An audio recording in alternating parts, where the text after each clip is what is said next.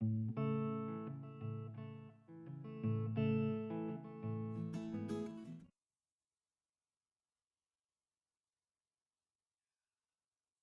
for having me. My name is Robert Pirie, and I have an exciting presentation today on interest rate forecasting. Without no further ado, let's go ahead and start. Weekly highlights. Yield curve flattened due to expectations of rates rising and speculation of the Fed tapering. The bid to cover on Wednesday was 2.99 times, and the takedown was above the 12-month auction average. The difference in yields between 5 and the 30-year securities narrowed to the least this month since 2009 as investors shift to longer maturity debt, which is less sensitive to changes in central bank rates. Wednesday's 5-year auction of $35 billion and Thursday's 7-year notes auction of $29 billion went very well, although Tuesday's $32 billion 2-year note auction was around average.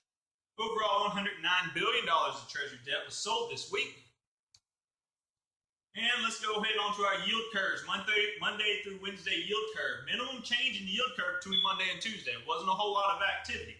Now, the U.S. Treasury yield curve flattened on Monday with long-dated debt prices gaining, while intermediate-dated prices fell before the U.S. government sells $96 billion in new debt to investors.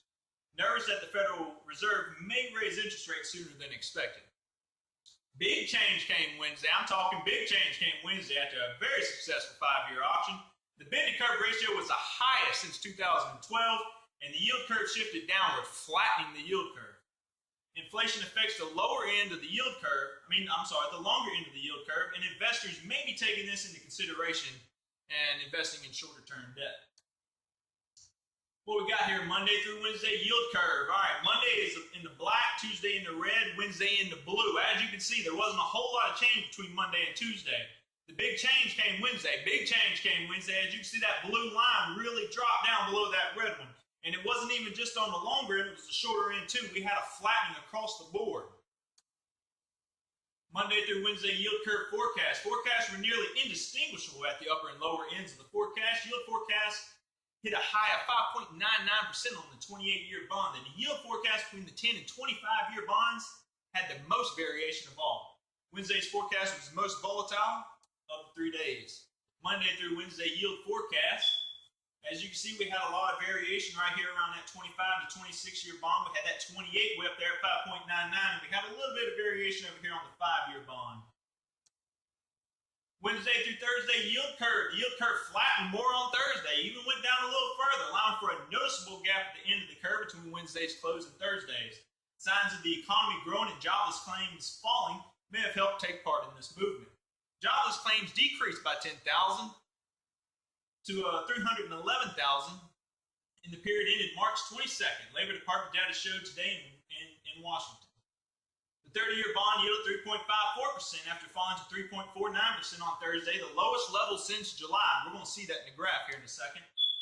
If you see right here at the 3.5 line, it peaked right there on the 3.5. We actually had a dip below that 3.5. Wednesday is going to be in the blue.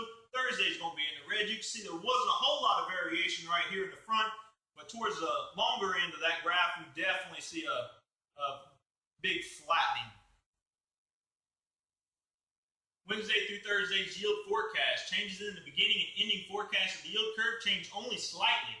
The 15 and 16-year bond maturities had the most variation between one another. Highest forecast was 5.897% on that 28-year bond.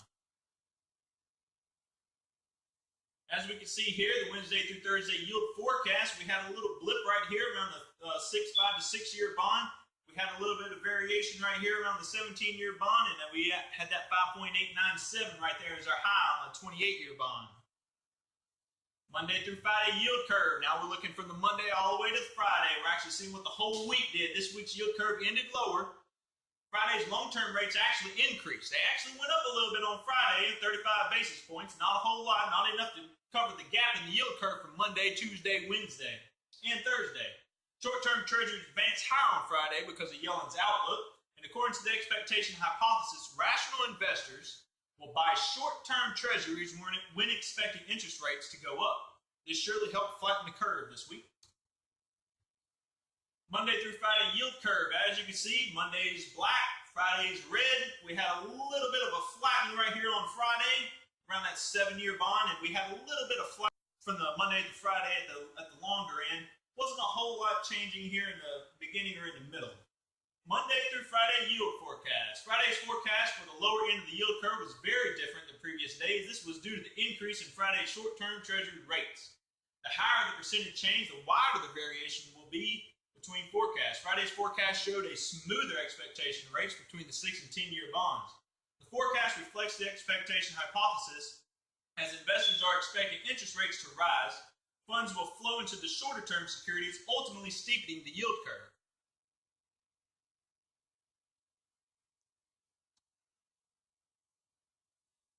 As you can see right here, we got the Monday through Friday yield curve forecast. We have a little smoothing right here along that 8 to 9 year bond. We had that high up there around 5.8, 5.9 up there on the 28-year bond. Not much activity in the middle. Interest rate forecasting conclusion. The biggest issue going forward will be the ramifications of federal tapering. The committee said it will continue the tapering as scheduled, which means another $10 billion cut in the asset purchase program in April 2014. The committee said it will continue the tapering as scheduled, which means another $10 billion cut in the asset purchase is expected in April 2014. This would reduce the bond purchase going forward to $55 billion a month from the $65 billion a month we currently have. The Fed's chairwoman, Janet Yellen, indicated that the first Fed funds rate hike could roughly come in 6 months, after the Fed finishes the bond purchase program scheduled for end sometime around October or November. The Feds are going to monitor the tapering process very closely to see how the market and the economy react. And this concludes my presentation. If you have any questions, let me know. If not, thank you all for having me.